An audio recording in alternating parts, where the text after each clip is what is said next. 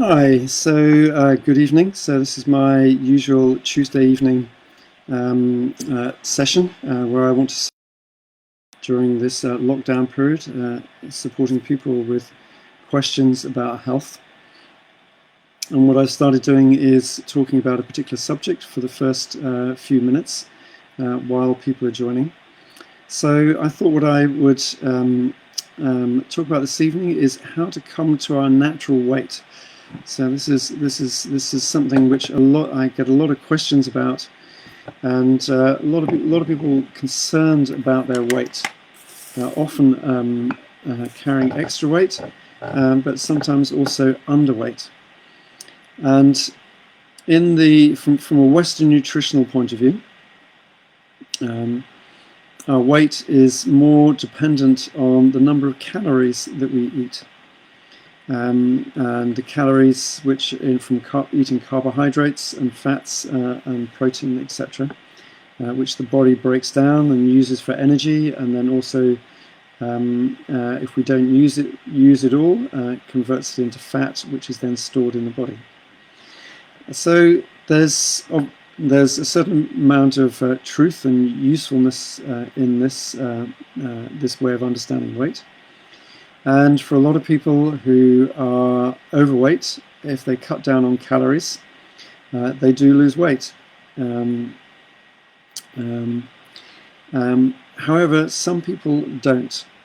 So really the first thing, if one has an overweight problem, the first thing to do is try a plant-based diet. So that means cutting out meats and dairy foods and refined foods, sugar and a lot of refined flour and so on.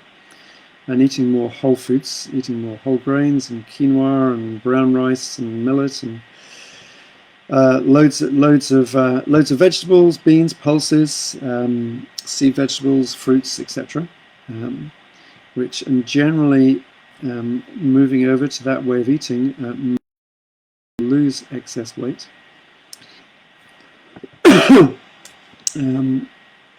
However, some people don't. Some people eat 1,000 calories a day, which scientifically is not enough to sustain the body, and yet they still don't lose weight. And this is because our weight not only depends on how much we're eating, it also depends on our internal health. And so when there's this stubborn weight gain, difficulty losing weight, it's because of an internal health imbalance, especially in the spleen, pancreas organs and meridians. And really the same thing with people who struggle to gain weight, who feel that they're underweight. Sometimes they can eat tons of calories, plenty of calories for their body, maybe more than they need, and yet they still don't put on weight and come to their natural weight. So again, there's an imbalance in the body, especially in the spleen, pancreas function in the body. So I want to talk a bit more about this spleen, pancreas function.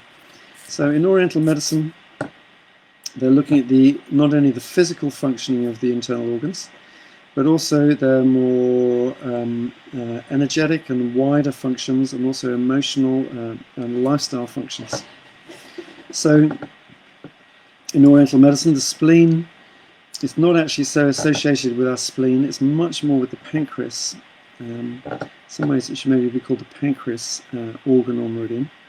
What I've read is that in the Orient they were interested in what was happening inside people, and the pancreas looks like a bit of fat, so they didn't recognize it as an organ.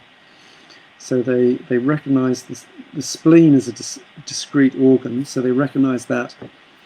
But actually all the functions of the pancreas they attributed to the spleen. So they recognized all the functions. So from a physical point of view, the stomach and the pancreas are very important in our digestion of food. They're breaking the food down, first of all in the stomach, then in the intestines. And the pancreas is producing a lot of digestive enzymes, maybe 2 liters a day or more. which is helping break down all the carbohydrates, the amino acids, the fats, and so on. And these foods then go into our bloodstream, and then the pancreas is further helping provide nourishment for the body by producing the hormone insulin, which then moves the nutrients, the glucose and other nutrients from the blood into every body cell. And if we don't have enough insulin, then we don't have high blood sugar because the sugar is not being moved into the body cells. So amazing how the pancreas is nourishing our bodies in two ways. First of all, breaking the food down and helping us absorb it, and then secondly, moving it from the blood into all the body cells. So we want to have a healthy functioning pancreas, or as they'd say in Oriental medicine, spleen energy. So we need to understand how to have a healthy spleen pancreas energy. Because a lot of people's has become really out of balance and often very depleted, and then this is what can lead on to either problems with underweight or overweight.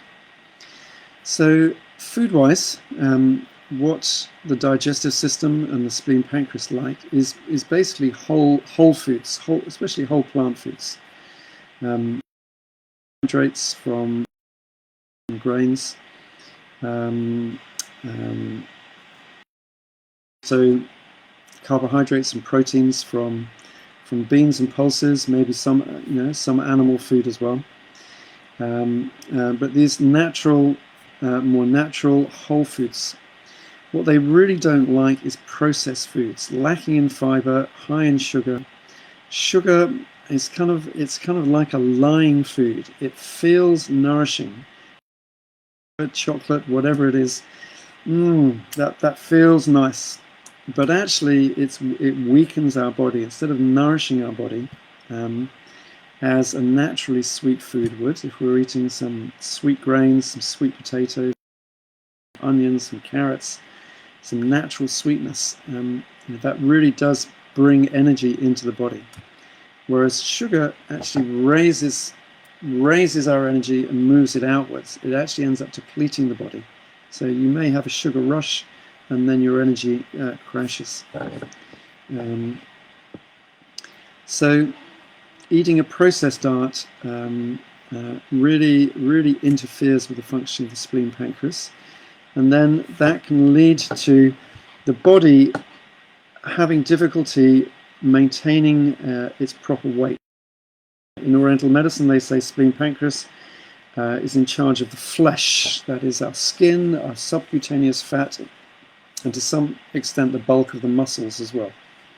When they're we have a moderate amount of subcutaneous fat, which we need for warmth and protection, and we have our natural muscle bulk.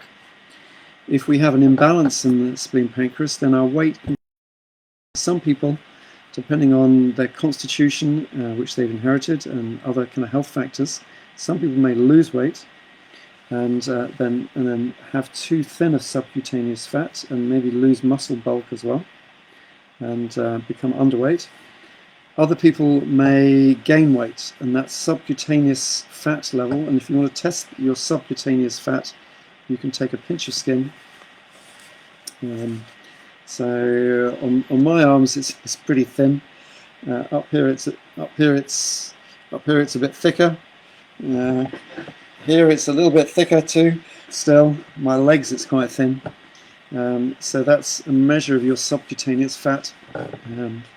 So the thickness of that is determined by the health of your spleen pancreas. So that depends partly on our food, but much more widely it depends on our overall nourishment. I think sometimes we're aware of what nourishes us and sometimes we're not. If you think about what nourishes you, It might be good company. It might be being out in nature. It might be gardening. It might be reading a book. It might be just a hobby. All kinds of different things nourish us. And then we're giving energy out. We give energy out in our work, to other people, maybe looking after children, maybe looking after parents, looking after other people. So there's this exchange. We're taking in nourishment, we're giving out energy to others. If that becomes very imbalanced long term, where we're giving out much more than we're taking in, then that as well can really deplete the spleen energy. And then that can lead on to digestive problems and also weight problems. Also, another effect it might have is that it might lead to craving sugary foods or sweet foods, which in Western society generally means sugary foods, because if we're lacking nourishment, then in nature, if you went out in the nature, if we want nourishment, if we could find something sweet, some berries or roots or something, when we cook them they become sweet, they're going to really nourish us. They're going to raise our blood sugar level and feel nourishing. So when our spleen energy goes down, often we may develop a sugar addiction or a chocolate addiction or a sweet cappuccino addiction, or sometimes an alcohol addiction, to keep raising our blood sugar level and give that feeling of being nourished. But the trouble is, all of these, what in macrobiotics we would call strong yin foods, actually deplete the body of energy. And then we can get into a vicious cycle where we're eating sugar to give us energy, and then it depletes us, and then we need more sugar. That depletes us, more sugar, and then we're in a kind of addictive cycle, which can be difficult to get out of. So if people have really stubborn weight problems, either carrying extra weight or being underweight, then one really needs to look, as well as looking at the food, really look at what's happening emotionally, and see if very often there's a big imbalance in this giving out too much compared to nourishment. There may also be some long-term emotional patterns of undervaluing oneself, not feeling that one's worth anything, and therefore making nourishing oneself a low priority. Oh, I just really like to go out in the sun. I'd really like to go and see some friends, but I think really I ought to just keep working or cleaning the house or helping other people, or doing my duty, giving energy out in a different way. And that kind of emotional pattern, if we do it, if we're living that out day after day, week after week, year after year, become depleted, our spleen, pancreas energy will become depleted. So sometimes for people to crack really long-standing weight imbalances, they really need to dig into what's happening on the emotional side, and do some emotional healing, get some of these old emotions out, and then change the way they're doing things.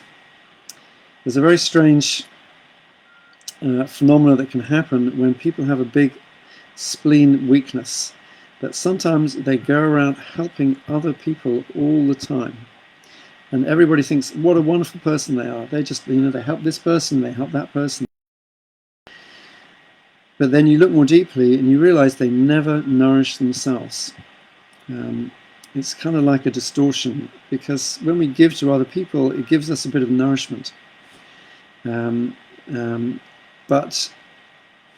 those people with that pattern, and I think it's a lot of us at times, that become addicted to giving, it's more emotionally challenging to give to ourselves.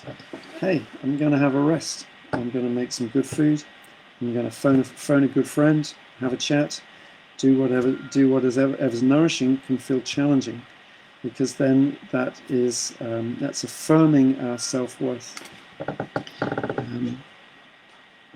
It might mean slowing down. It might mean resting more. It might mean cutting out some commitments to other people. It's kind of tough if one has small children, especially with small children and working as well. You're giving out a lot of energy. You're going to have to be really, really clever to work out ways of getting some nourishment back yourself. Single mothers, I really have a lot of sympathy for. Often just giving a lot of energy out, very easily become spleen pancreas deficient. I'll just say one other thing on this, which is when people have really stubborn overweight, sometimes they pay attention to cutting down on the yin foods. Often it's perceived that it's the yin foods that put on weight. The sugary foods, the sweet foods, etc. And people try and cut down on those. And that's true that those foods often are really contributing to the overweight. But the reason the body is holding on to that extra weight is often because people have eaten a lot on the yang side. Salt, excess salt, eggs, meat, etc. And while people have that strong yang core, which wants to hang on to everything, then it's very difficult for the body to lose that excess weight. So one simple example of that is if people are overeating salt, the body will hold on to excess fluid. And I've seen people who really cut down on their salt, or maybe a little bit of salt is normally healthy, or maybe eat a saltless diet for a while, and they might lose 3, 4, 5 kilos in a week or 10 days, and that's just mostly fluid loss, because they've cut down on their salt intake. But the same is true if one has eaten a fair amount of meat, eggs, cheese, etc. for a period of time.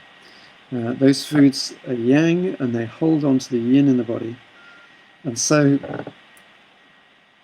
to lose weight, you have to get that yang out by really not eating those foods and eating quite a light diet, a lot of vegetables. Certain foods help get that yang out of the body. Daikon, shiitake mushrooms, barley, various grains and different dishes we use in macrobiotics to help get that yang out of the body. And then when one's got enough yang out, then the yin starts. One starts losing weight. That can take time. That can take quite a number of months. So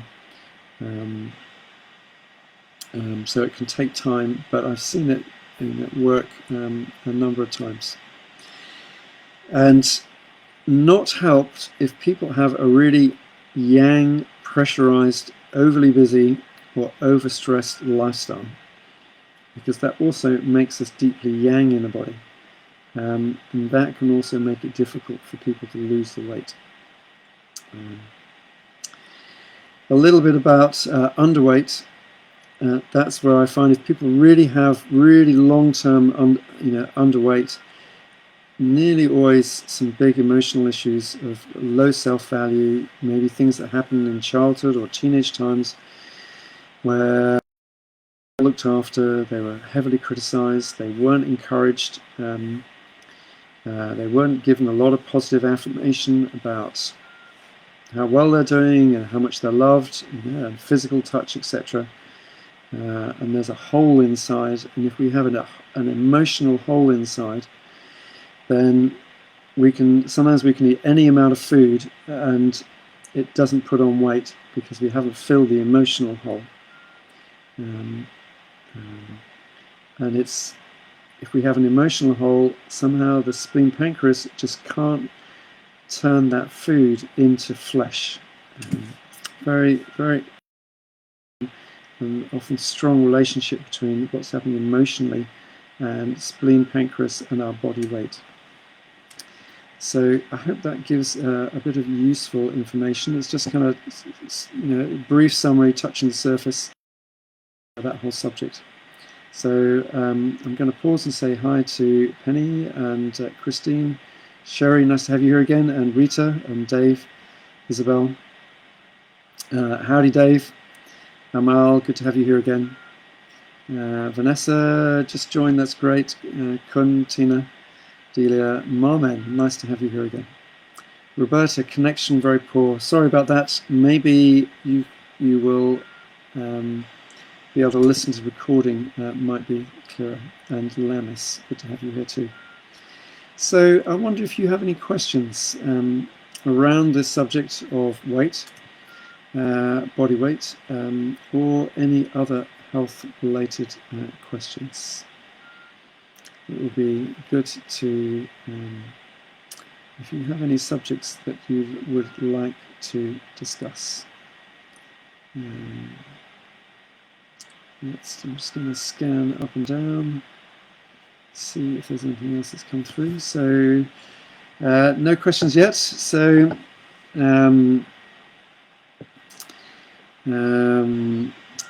maybe I'll just talk a little bit more about Chris to give you some more information, and then please let's see what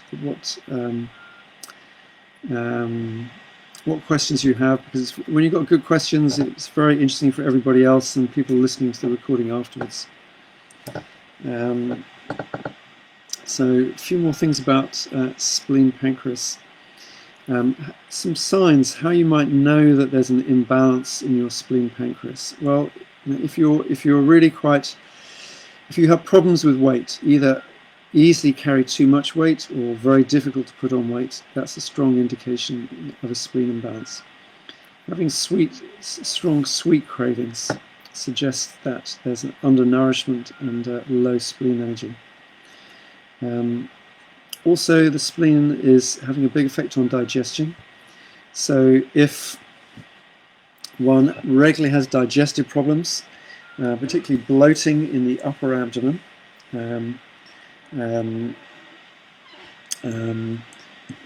that suggests that there's something, the stomach is in the upper abdomen. If you find your lower ribs, a little bit to the left, there's your stomach, and then just below that, in really deeply, is your pancreas.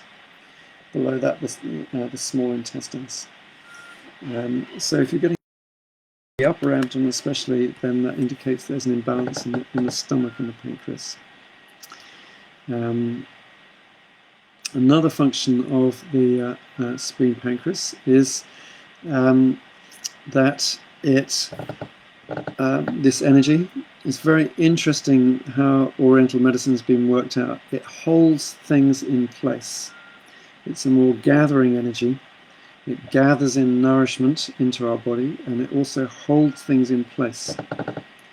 And so if our spleen energy is low, then things no longer are held in place, and then things tend. So we may start having a double chin. Our breasts may start dropping in females and males. Our tummy may drop. Our body flesh unfortunately starts going downwards, and we may develop prolapse anus, prolapse vagina. Things just this, they're not being held up anymore. So there's another strong incentive for looking after your spleen pancreas energy. I think we don't want to see things go down. We want things to stay up. Also, spleen pancreas is helping the blood stay in the blood vessels. And one sign of weak spleen is if we bruise very easily. We just knock ourselves gently, and hey, there's a bruise there. That's showing that that holding in the blood vessels has become weak, and is another sign of low spleen energy. Because the spleen is to do with digestion, that also affects our bowel movements. If there's an imbalance, we may get long-term either constipation or we may see foods going undigested in our stools. That may depend a little bit on how well you are at chewing your food, especially things like seeds, corn, peas, but it also depends on what your digestive power is, which is coming from the spleen. I should say something here. Another way of helping the spleen is chewing your food well. In many different teachings, the importance of chewing your food well. Really, ideally, chewing your food until it's liquid. This is what we have teeth for. It breaks down the food initially, and then that makes it much easier to digest. We're also adding a lot of saliva to food. That's a digestive juice, which helps. And then also chewing food helps stimulate the whole digestive tract, including spleen, pancreas, to start producing its digestive juices and helping our digestion. So chewing our food well really helps. Very good, if you haven't already done this, to really eat consciously. Sit down with a meal, probably a small meal, and take reasonably small mouthfuls, because if you take a big mouthful, the food tends to go to the back of your throat and then you just unconsciously swallow it. So take a reasonably small mouthful and consciously chew it until it's really completely liquid before you swallow. And if you want, you can count the number of chews. It may take 40, it may take 50, 60, 70 chews. It depends on the food. If it's very soft and mushy, maybe only 20. Or seeds, or sometimes whole grains. It may take 50, 60 chews to really get it liquid. And then try eating your whole meal, turning it into liquid before you swallow it. Very interesting exercise, and it might help you to kind of slow down and eat more consciously. And if people have a really weak digestion, really have big digestive system problems, that can make a big difference. Also eating warm food rather than cold food. So if we eat a lot of cold food, the digestive system has to uses up energy warming that food up first before breaking it down and digesting.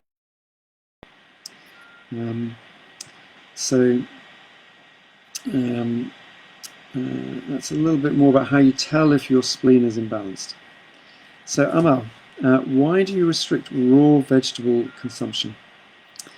So that really depends on people's health. If people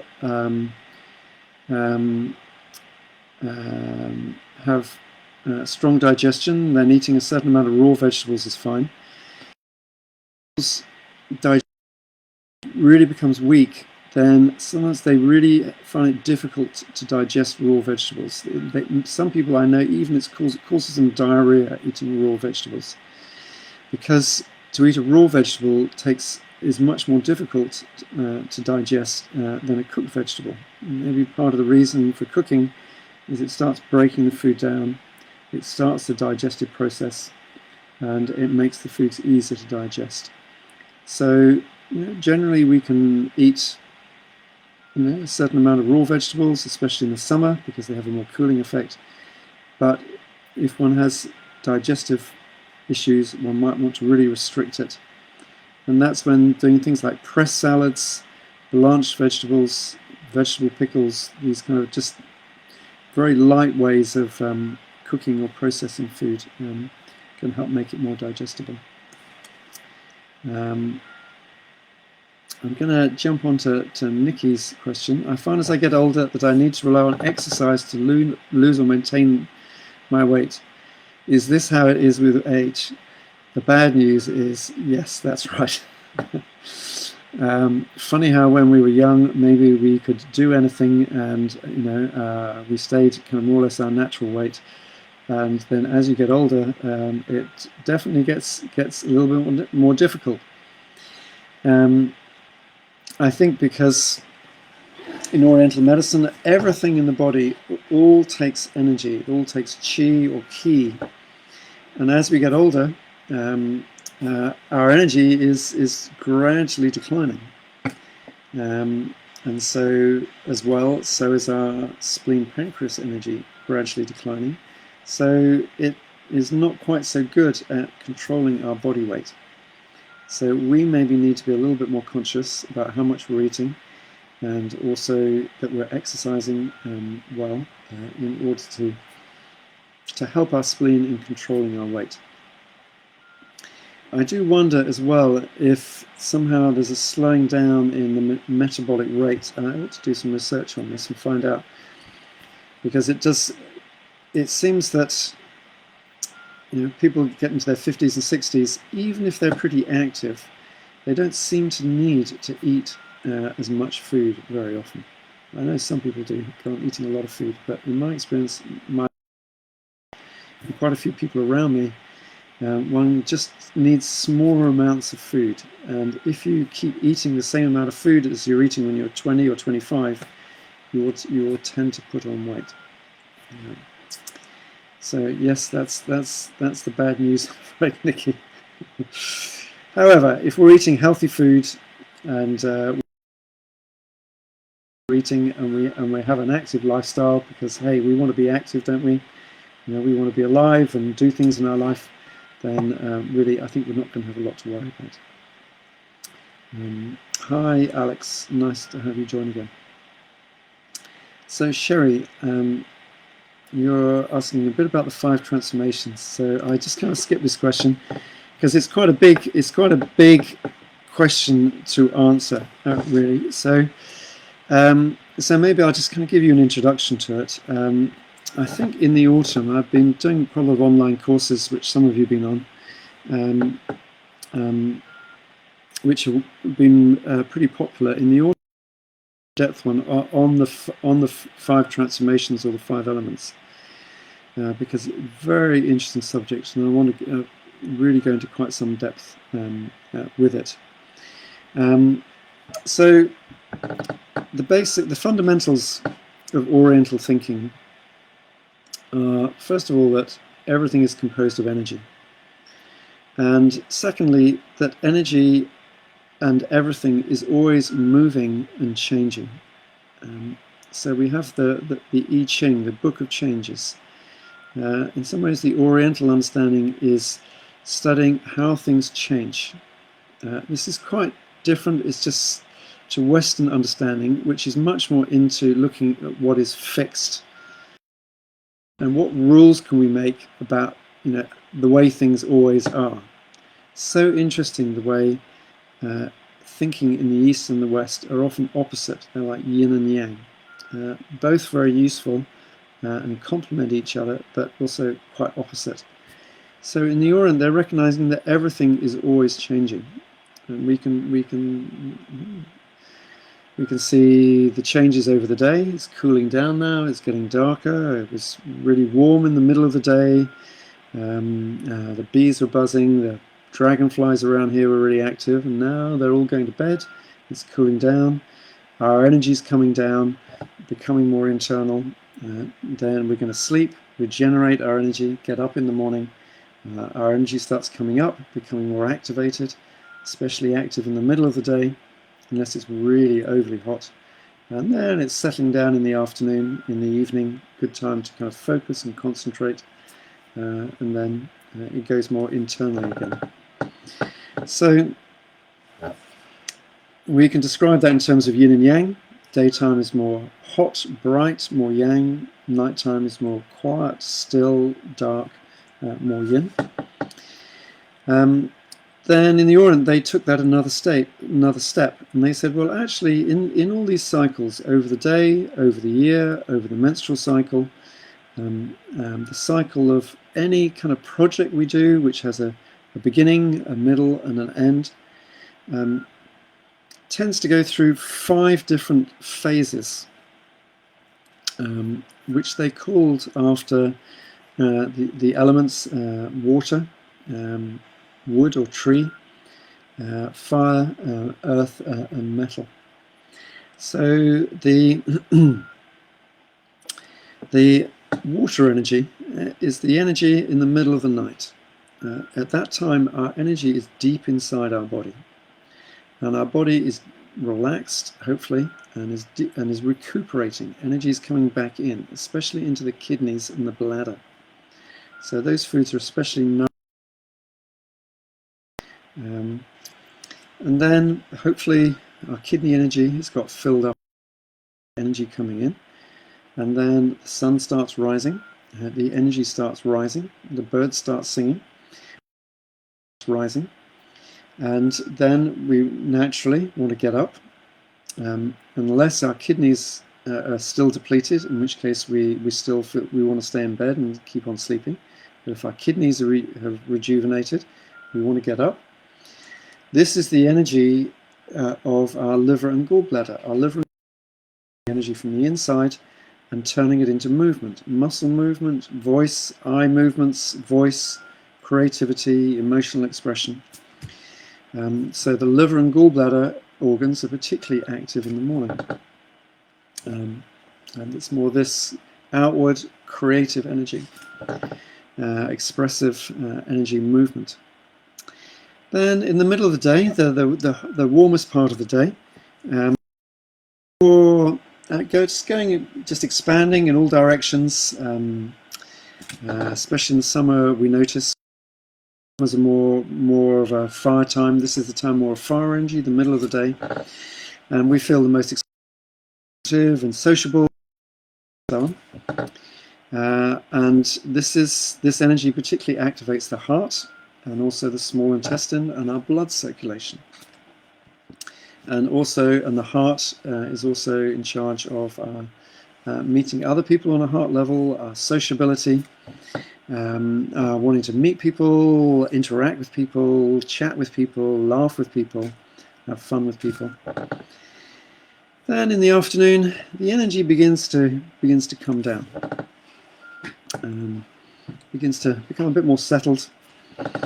The energy is beginning to come a bit more into the body. We don't feel quite so active, and this is the energy that really nourishes the spleen, pancreas that I've been talking about, and the stomach, because they're in charge of bringing energy into the body in order to nourish the body.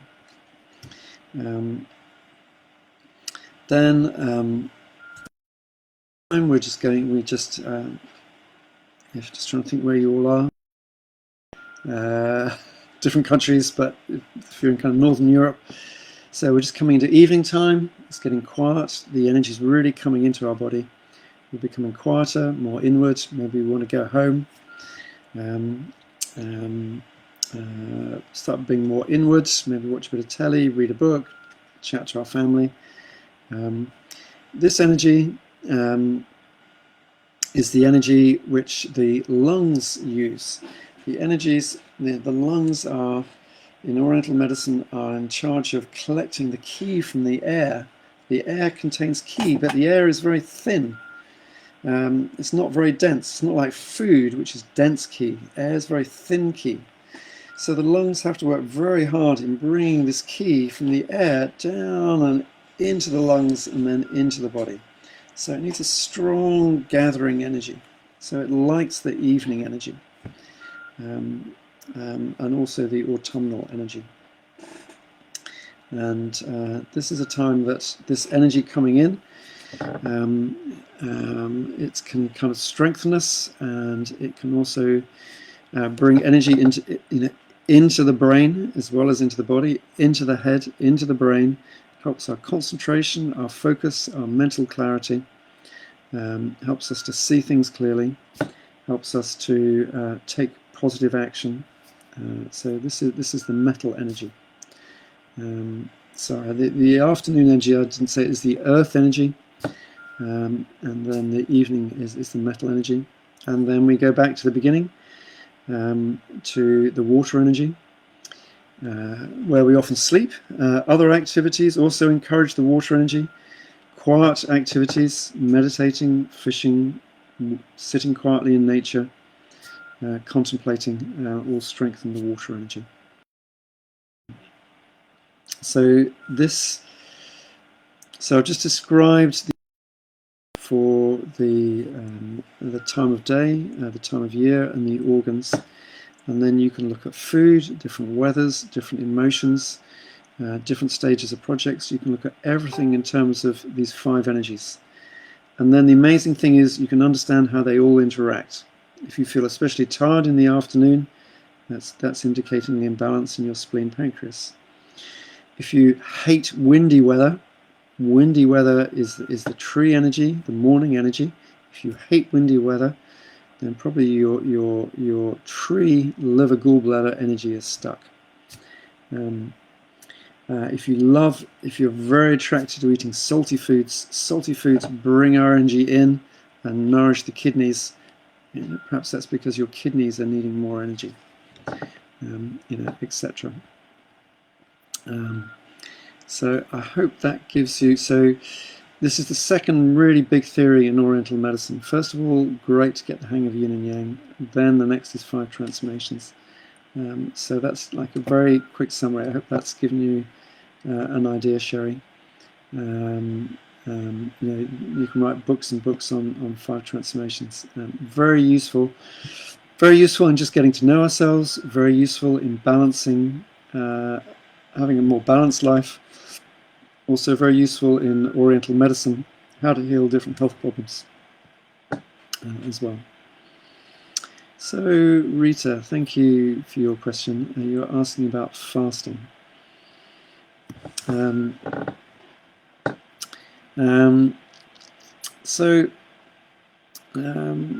Fasting used in many parts of the world in different teachings, for different reasons, really.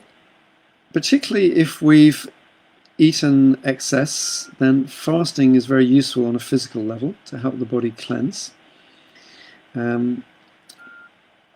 However, there's not much point if you're eating a lot of excess, fats, sugars, refined foods, etc., and then you fast and then you go back to eating those foods. You have a very short effect. So in some ways, I think the more important thing is to eat every day. Eat what your body needs, but no more. Which for me is eating a macrobiotic diet. That's what a macrobiotic diet is. We're eating grains and beans and sea vegetables and seeds and a bit of oil and so on. We're eating everything that the body needs, but no extra. We're not eating. This is not so great because they're fatty. They create excess in the body. We're not generally eating meat. Occasionally if people get very depleted, it might be a good idea. Certainly a lot of people find that they need to eat some fish or seafood to keep their energy up. But all the time we're eating just what the body needs and no extra. And then I think there's really not a lot of, there's not a strong purpose in fasting. If people have been eating a typical Western, great. A fast would be great, but also what people go on to eat afterwards is probably even more important. Then when one may fast for other reasons as well. One may fast for physical reasons, to cleanse the body and to help the health. One may also fast for more emotional or mental or spiritual reasons as well. When we eat less physical food, the physical body tends to become quieter, and then it's easier to quieten the mind, and it's easier to perceive the more subtle, energetic and spiritual world. So many traditions around the world, many encouraging spiritual development, say especially don't eat animal foods. Eating meat creates a lot of heat and energy and restlessness in the body. And when our body is active and restless and sexual urge and want to get up and run and so on, it's not so easy to quieten down to perceive this more subtle spiritual world. So one may also fast for spiritual reasons. And different ways of fasting. It might be no food, just liquid, just water, or you may fast on just very simple foods, just vegetables, or little grain and vegetables, or soups. So your body's getting a bit of nutrition rather than a complete fast. One other thing I'd say about fasting is if one's really become quite deficient in the body, especially if the spleen pancreas is deficient, then it's not a good idea to fast, because that can deplete it further. And so those people, if they try fasting, they may become weak and spaced out very quickly. So that's indicating probably not a good idea to fast. You probably need to concentrate more on eating healthy, nourishing foods. And one other thing is some weight loss programs basically are starving the body. Just coming back to weight control we were talking about at the beginning. So you may be just eating a sachet for breakfast and a sachet for lunch, and then for supper you're having a meal. I really think those kind of diets really are unhealthy. So often when people have a lot of extra weight, already the spleen energy is low, and that kind of fasting, eating a little sachet knows what, okay, it's got the nutrients in you need, but there's very little key or life force or real nutrition in that sachet. Is going to starve the spleen pancreas, so it's going to make the deficient spleen pancreas worse. And I've seen a lot of people go on those kind of diets, lose a lot of weight, then they start eating food again, and then all the weight comes back on again because they haven't healed their spleen imbalance. And if people have strong weight problems, in my experience, they've always got a big spleen imbalance, and you have to heal the spleen imbalance before their weight is able to come to a more natural level. So that's a bit about fasting. So Nikki, you're asking about what might contribute to kidneys being depleted in the morning and thus wanting to stay in bed. It could be a lot of different things, because in Oriental medicine the kidneys, as well as producing urine and having various other functions, are considered to be our storehouse of energy or qi in the body. In a kind of more healthy, balanced way of living, we're active during the day, we're using up some of that energy. We're replenishing it through some good food, and also through breathing, and mild to moderate exercise is also helping bring qi into the body to regenerate the kidneys. And then we sleep at night, and that's especially when they regenerate, and then by the morning time the kidneys are full and we really want to get up and be active. So things which might make them depleted could be just giving too much energy out, overworking, over caring for other people. Also a lot of stress when we're having a lot of challenges. It takes a lot of energy to deal with those challenges, to make decisions, to take the actions. So if we're under prolonged stress, that can deplete the kidney energy. Also prolonged cold, which takes a lot of heat out of the body. And if you're trying to recover your kidney energy, very important to keep the body warm, especially the lower back and the lower abdomen. Also feet and ankles. Then it may be eating a lot of foods that deplete the kidneys. This includes stimulants like black tea, coffee, sugar, alcohol.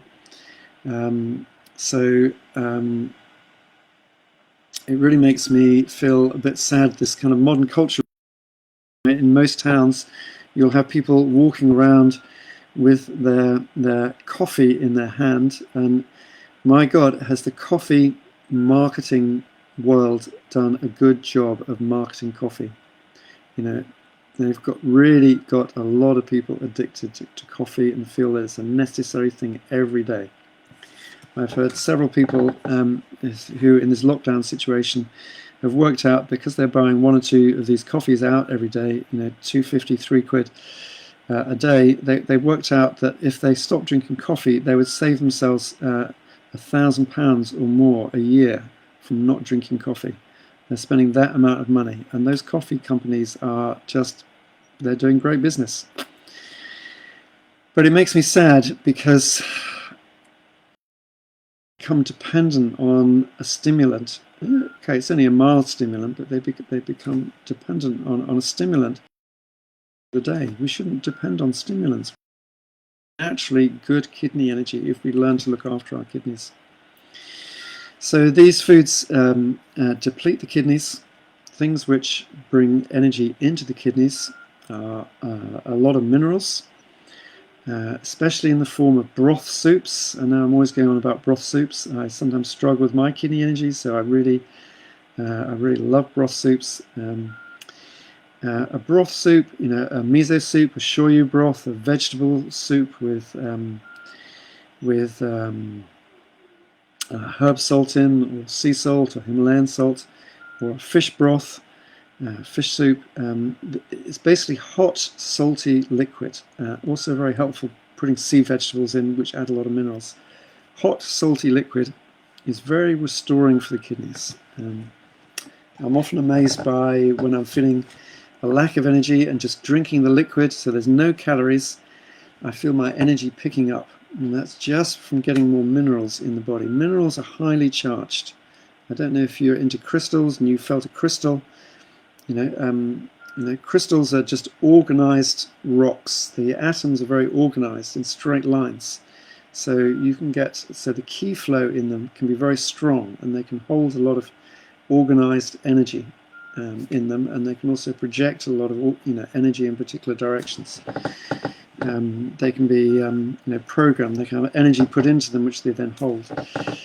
So minerals are highly charged. They have a lot of ki. So if we're eating a good amount of minerals, really helps bring a lot of energy into the body.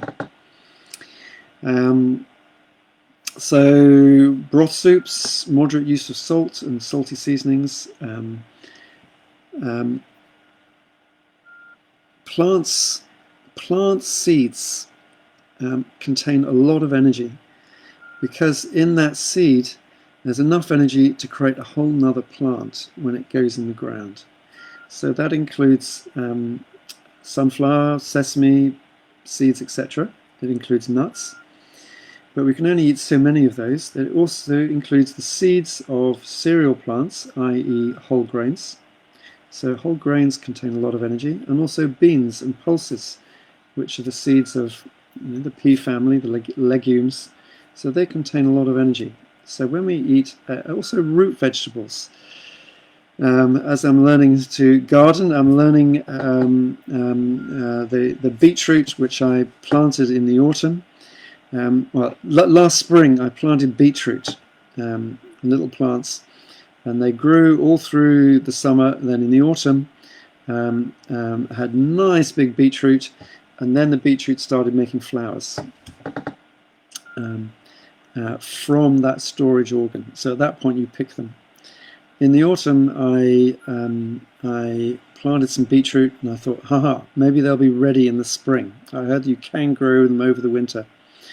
So they were coming on quite nicely, and then a month ago they started flowering, and instead of a nice big beetroot, the beetroot were only this big.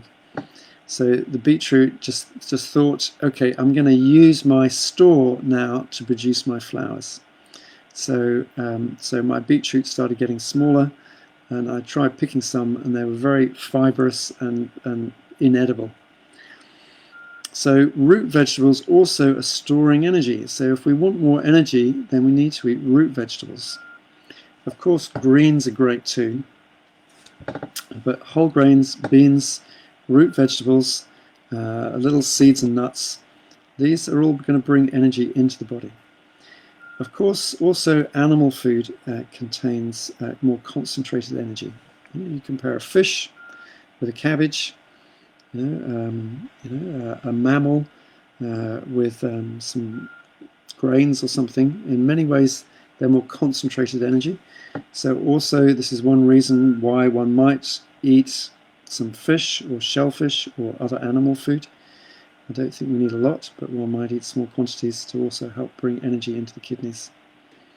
So knowing what to eat every day and what not to eat also helps regenerate the kidneys. Also, these various lifestyle factors that I've talked about. So I think one of the great gifts of Oriental medicine really is understanding that energy and how can we maintain that energy. Again, maybe another kind of opposite, east and west. In the west, we're keen on using up that energy as fast as possible. How do we use it up? Staying up really late at night, using stimulants, whether that's coffee, or whether it's ease or other recreational drugs, really uses up kidney Qi fast. That's why after a few years, some teenagers and young people start getting very depressed because they've burnt out their kidney energy. Sex, drugs, rock and roll, and what's the average age of rock and roll stars? It's about 65. Compared to a national average in the UK of about 85, because they've used up their life energy faster. So we want to learn to look after our kidney Qi, and then we can have active, fun lives, do a lot,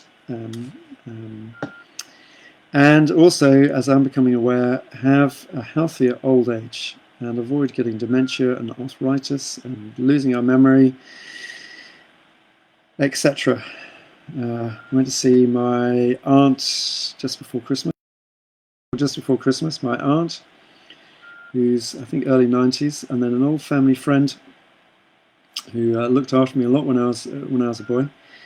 And I didn't actually 99. She had her 100th birthday and very recently, and died a few days later. That was her aim, to live to 100, and she let go. My aunt, who was in her early 90s, unfortunately couldn't remember who I was. She was very gracious. We sat down and had lunch and had a nice chat, and she still didn't know who I was because her kidney energy had become so depleted. Also bone problems, and then the family friend, short-term memory a little bit dodgy, but we had such a nice time for a couple of hours, just remembering all of these things from the past and all these experiences we had, and she looked after me quite a bit, and it was just really touching. And she, her memory was good, her kidney energy was still good. She lived to 100 because her kidney energy was strong. So I'm beginning to appreciate even more the importance of looking after our kidney energy. The trouble is, I have a habit of overworking, which is not good for the kidneys. Naomi, you love listening to me. Well, that's great. Yes, it is recorded. So if it takes about an hour or something after I've finished, and then it's on Facebook, and you can watch it.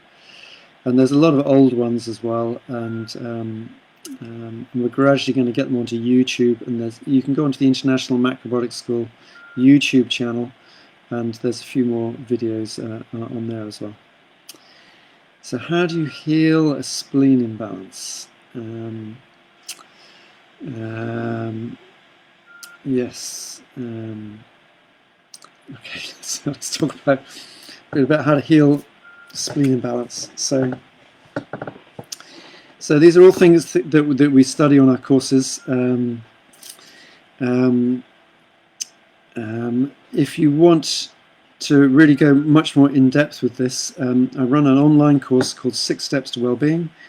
6 2-hour classes, and then there's going to be one on digestion and the spleen specifically, and then there's ones on respiratory systems, so reproductive system, etc., physically, emotionally, and I've just started one of those. But if you're interested, please email me, because I've got more people wanting to do it. So if I've got enough people, then I'm going to start another one in a couple of weeks' time. So just very briefly, food-wise, whole plant foods, more warm foods, not eating any cold foods or fridged foods, warm foods, especially soup and kind of slightly soft, sloppy, well-cooked foods, because they're easier to digest. Some creamy foods, squash soups, creamy desserts, amasaki desserts, a good amount of naturally sweet foods from well-cooked carrots, parsnips, Swedes, sweet potato, squash, onions, beetroot, etc. A little bit of healthy desserts, eating regularly, chewing food well. If the spleen energy gets really low, then sometimes people will eat a big meal, 2-3 hours later they're hungry, they need a snack. For them, it can be fine to eat 5 or 6 times a day. Meal, snack, meal, snack, meal, snack, because they need to keep topping up their spleen energy. Not drinking with meals, just drinking in between meals. Not eating late, not eating for 2-3 hours before going to bed, because then the food is still sitting in the digestive tract and it doesn't get a rest overnight. And then really assessing one's life. Is one, are you giving too much out and not getting enough nourishment back yourself? Sitting down and really getting in touch with what nourishes me. Sit down with a pen and paper and make a list. What nourishes me? What kind of things just feel good, make me feel warm inside? And it could be anything. It could be resting, being in nature, certain people, reading, studying. It could be hundreds of different things that nourish different people. And then getting that balance right. Instead of mostly giving energy out, you're more taking energy in.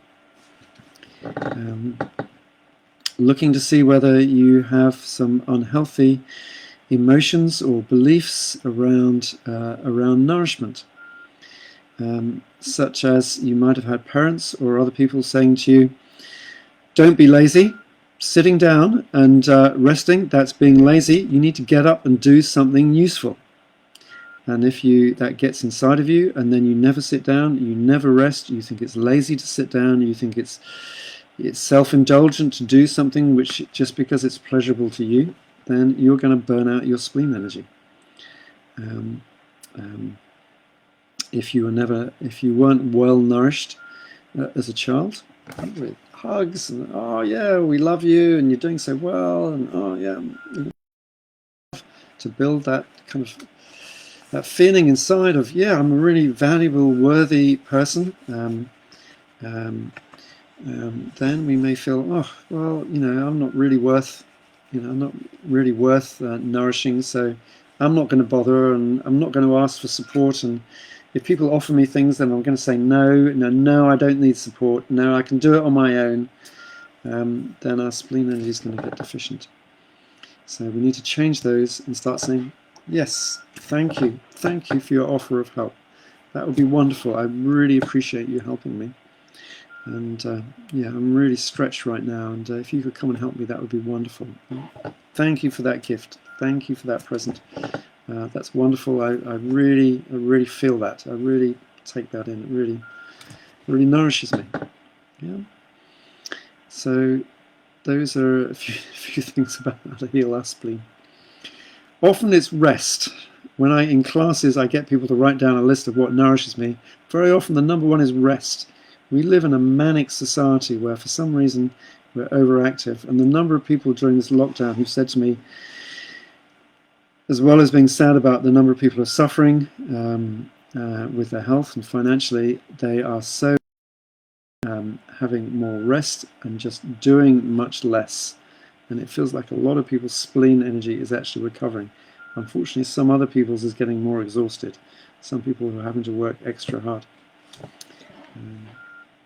I hope that helps you, Heather. Alex, share any thoughts on tinnitus, congested ears and diet?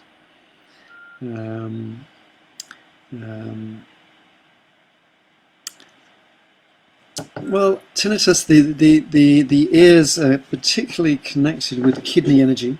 So the first thing is that very often it happens when people's kidney energy is low, and this is why as people get into the last decades of their life, often they start developing some deafness and tinnitus problems because their kidney energy is getting low. So the first thing to do is really strengthen your kidney energy. Congested ears, either with wax in the outer ear or more mucus in the middle ear, just inside your eardrum, might be from eating more mucus-forming foods, whether that's dairy foods or oily foods or a lot of refined white floury foods. And that might also be a sign of a lung imbalance. And if we've got mucus in our lungs or in our nose, then we'll tend to have mucus in our middle ear as well. So if we're having more mucus-related and congestion, then we really want to go for a mucus-free diet. So guess what? Whole grains, beans and vegetables, and seeds and sea vegetables, and soups, and a bit of cooked fruit, etc. The less refining, the better. So among whole grains, eating grains, quinoa, millet, brown rice, short grain, long grain, wheat, spelt, buckwheat, etc. Rather than eating rolled oats, flours, etc. They become a little bit more mucus forming, or can do. We use some good cold pressed plant oils in our cooking. We eat seeds, but we don't eat much nut butters or even seed butter if we're really wanting to clear mucus from the body, because they're more mucus forming. Because even making, eat a few nuts, but if you make those nuts into a butter, even that processing makes them more mucus forming. Because then instead of that nut having to go through our digestive system, maybe it's 3-4 hours before that really starts coming into our bloodstream. If we make it into a nut butter, then those oils start coming into our body much more quickly, which can then create mucus in the body, which, because they're more refined, can create excess, which then turns to mucus. So what we want to eat is slow foods, which take a longer time to digest, and then clear the mucus from the head. If the tinnitus or the congestion has been caused by mucus. Reminds me when I first started macrobiotics back in 1980. I was studying it in the summer in the magnificent Community Health Foundation in London, and so I went macro, did it fairly strictly through the autumn, and I was just pouring out mucus the whole autumn. I poured out thick mucus for about 3-4 weeks. It just about came to a stop, and I thought, great, and then it started again. As it got colder, my body was contracting and just more mucus was coming. Just before I got into macrobiotics, I'd become vegetarian, but I ate a big block of cheese every week for my protein, and I got through a lot of peanut butter, so I was really had a lot of mucus in my body. Naomi, any tips for giving up coffee? I think you've got to look into what the attraction in the coffee is. If you're tired, then you've got to heal your tiredness. So for a lot of people, they're wanting coffee because their energy is sagging, and then they're looking for a pick-me-up. So why is your energy low? Kidney energy is low, which we've talked about. Is it because you're trying to do too much? Is it because you're rushing?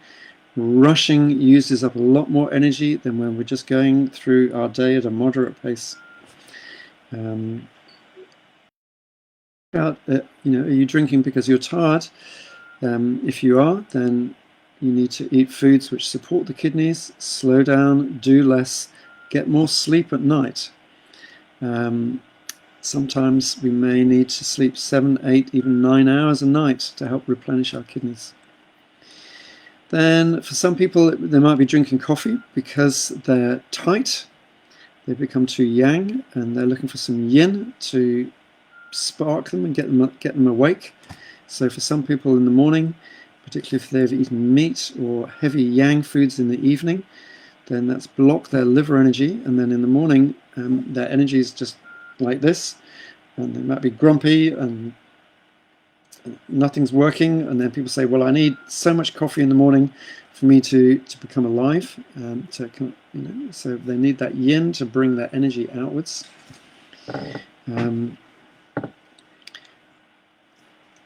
Possibly not eating enough, or undernourished in another way. Maybe not feeding one's spleen well enough. And then because you haven't got that strong natural inner energy, you're looking for some quick energy. So yeah, when you're feeling like a strong urge for coffee, sit down. If you have to have a cup of coffee in front of you, you can do, but just sit down for 5 minutes and see what you're feeling. What are you feeling physically, and how are you feeling emotionally? So Naomi, you also for me this morning, very good. So that if you're feeling low in energy in the morning, actually having a broth soup might give you more energy than a coffee, and more genuinely build or give you kidney energy rather than depleting it. So very good. I know if my energy is a little low and I've got a really energetic day, I always have a soup for breakfast. I tend to put a bit of noodles and a bit of protein in, some tofu or beans or something like that as well, to bump it up a bit, and that's what gives me the most energy, more energy than eating cereals in a porridge or something like that. So Sherry, you're asking about sprouting beans. Are eating sprouts good? Yeah, they're good. When we sprout beans, we're turning the bean really into a vegetable. So it's more like eating a vegetable. Any sprout, fend off my cat, has a strong rising energy. Before I was talking about the morning energy, the tree energy, which helps the liver and gallbladder.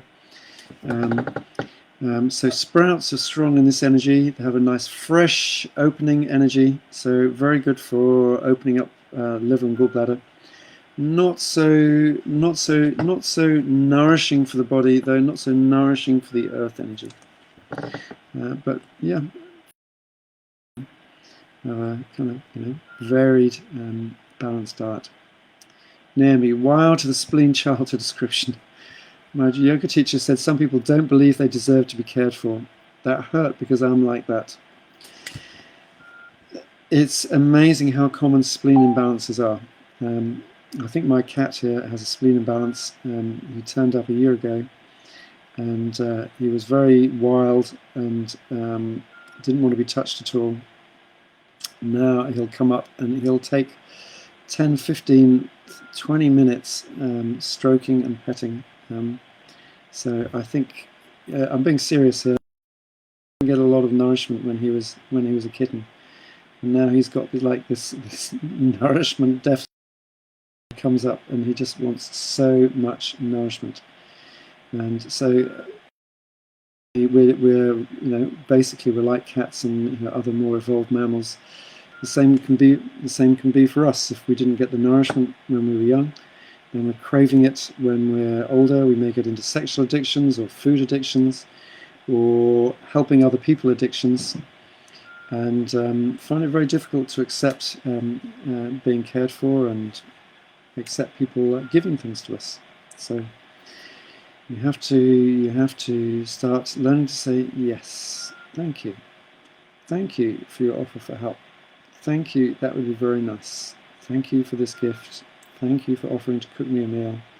Thank you, yes. And your spleen will really thank you and will gradually get stronger. So Alex, you're saying also that classic thing of parents supplying love overridingly through food and sweet things. Yes, I think that can set up a very unhealthy kind of emotional habit where one thinks that if you're needing nourishment in the form of love, then you turn to food instead of getting it from people. We all need loving relationships. We need to receive love, and I think touch as well is very nourishing. Physical touch, hugs, more intimate contact with a partner, massages, shiatsus, physical touches, very nourishing for the spleen. Naomi, yep, can relate to that in my relationships with food. Food became my only form of satisfaction as a child. The only thing that made me okay. Became bulimic at the age of 8. Still learning to have a healthy relationship with food. Yeah. So yeah, I really sympathise. And so learning to have a healthy relationship with food, and if it's okay for me to say, also having a underneath that, having a healthy relationship with giving and nourishing and loving yourself and creating loving relationships and in your life, I think is the kind of really fundamental basis. And being able to accept that. Naomi, yep. Yeah, you like my cat, Nikki. I haven't seen your cat yet. In some of my kind of evening online courses, I see a lot of people's pets, children, partners, which is really nice. So I wonder if you've got a cat there you can show us in the next class, Nikki. Amal, I have lots of energy, but also many health issues. So, well, great, you have a lot of energy. But there are obviously some other imbalances happening in your body, which need to be addressed. So I know you've been attending some classes, so I hope that's helped. And if you need more, if you want more detailed help, then I do give online health consultations if that would be helpful to you. The one thing we have to be a little bit careful of when we feel a lot of energy is that might be coming from our kidney energy, because we have a healthy amount of energy in our kidneys. But sometimes it can also happen when we have a lot of tension in our liver. So I was saying earlier on that our kidneys are our store of energy. Our liver is distributing energy around the body. And if we develop a lot of tension in our liver, we get this feeling, this restlessness and this urge to move and be active. It's difficult to stand still, and it really feels like we have a lot of energy. But we may, at the same time, be really depleting our kidneys and not be aware of it. So if we're getting some low kidney energy problems, as well, some needing to urinate in the night or sleep problems, a weaker bladder sphincter,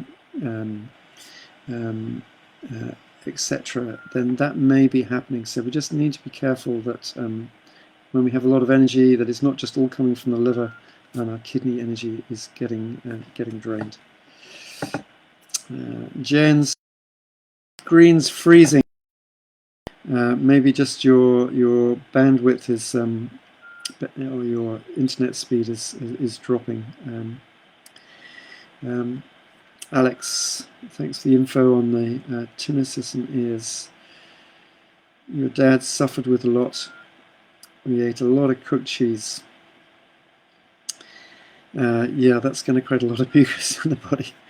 For me, could be avocados and weakness for crisps, which are presently finding substitutes for. Is so much a case of remembering. Total fan of miso soup. Hello to my cat. His name is Oscar.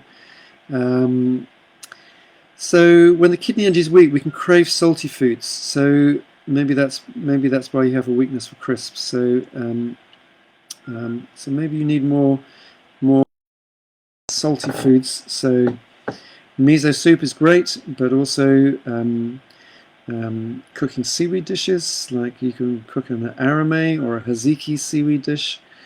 You can also very useful to make condiments like sesame salt, or also called Cowmeadow, seaweed powders and things like that to sprinkle on your food, so that you're getting, more salty taste and minerals, nourishing your kidneys, without overdoing it. So hi, Rita, you're saying thank you, and Sherry, thank you, and Sally Summers, you just joined. So we've been going for actually an hour and 20 minutes, so thank you. A lot of good questions in the end, so it makes it very interesting, I think, for everyone to have your great questions. So thank you for those. So if you, as I said a bit earlier on, if you're wanting to learn more, check out the website, and running a range of online courses. A few I've just started: how to strengthen your immune system, 6 steps to well-being, in-depth course. I may well be doing another one of those starting in a couple of weeks' time. So if you're interested, please email me at the school, oliver@macroschool.co.uk, or just look on the website and there's a email there, and let me know, and then I'll definitely run that course. And also on the website there's quite a few of my blogs and other useful information. So thank you very much. Sorry, Sally and Corinne, but you can, once this is up on Facebook, you can rerun it if you want to. So I'm going to say good night for now, and I will be back next Tuesday at 8:20 again. So if you feel like joining again, it's nice to have a lot of you are joining many weeks, which is very nice to have you here again. And do spread the word, because I'm very happy to help people out with their questions, and strong believer in good education around health and learning to look after our own health. That's a very good feeling, being able to look after our own health, understanding Oriental medicine, other systems, keep ourselves well if we start getting weak or health problems, knowing what we can do ourselves through our food, our lifestyle, after our own health.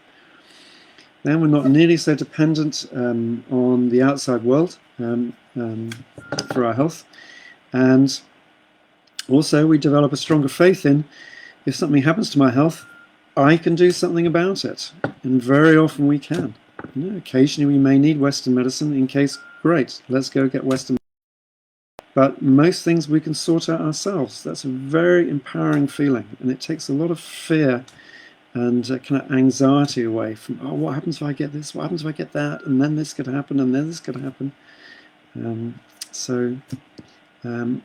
I have loved, Macrobiotics has many different aspects, spiritual and self-development, and but has a very good understanding of how to look after our health, and I just love that. So that's why I like offering help to other people as well. I really want you all to feel empowered in looking after your own health, which is so basic to having freedom in your life. Okay, so those are my final words tonight, and I hope to see you all soon. And yeah, if you want to join an online course, it'd just be great to see you live, on Zoom at the moment. It'd be great to see you live and get to know you a bit more. Okay, so good night.